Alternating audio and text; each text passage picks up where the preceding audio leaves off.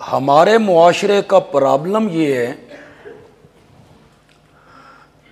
کہ ہم نے قرآن کو صرف کتاب برکت سمجھ رکھا ہے۔ یہ ہمارا مسئلہ ہے ہمارے معاشرے کا کہ یہ کتاب برکت ہے۔ نیا گھر بناؤ، طالب علموں کو بلاؤ، ختم پڑھا لو۔ نئی دکان بناؤ، طالب علموں کو بلاؤ، اس میں قرآن کا ختم پڑھا لو۔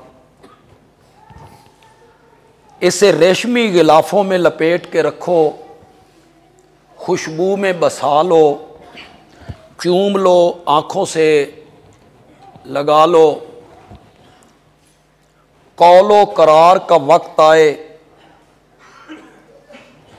پیسوں کے لین دین کا وقت آئے تو دوسرے کو کہو میں قرآن تے پیسے رکھ چھڑنا، تو چک لے۔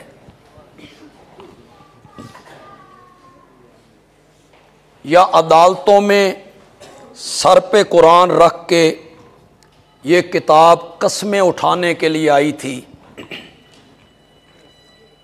یہ سب سے بڑا مسئلہ ہے ہمارے معاشرے کا کہ اسے صرف کتاب برکت سمجھ لیا گیا، اور اس کے ساتھ جو زیادتی ہم نے کی نا، یہ باہر ملکوں کے کفار جب قرآن کی توہین کرتے ہیں تو ہم یہاں جلوس نکالتے ہیں، نعرے لگاتے ہیں،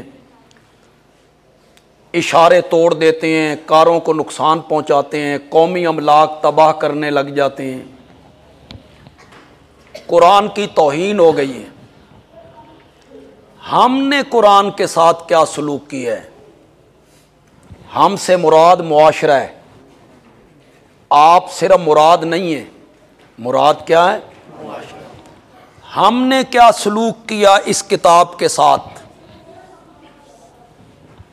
یہی نا کہ میں نے دکان بنائی ہے، فیکٹری بنائی ہے، طالب علم مدرسے سے لاؤ، اس میں ختم پڑھیں۔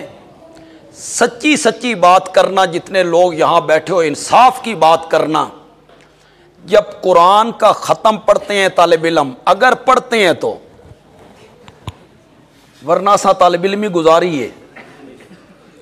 اگر وہ واقعی پڑھتے ہیں تو کیا اس قرآن میں وہ آیت نہیں پڑھتے پورا تولو؟ نہیں ہے، بولتے کیوں نہیں ہو؟ پڑھتے ہیں وہ طالب علم۔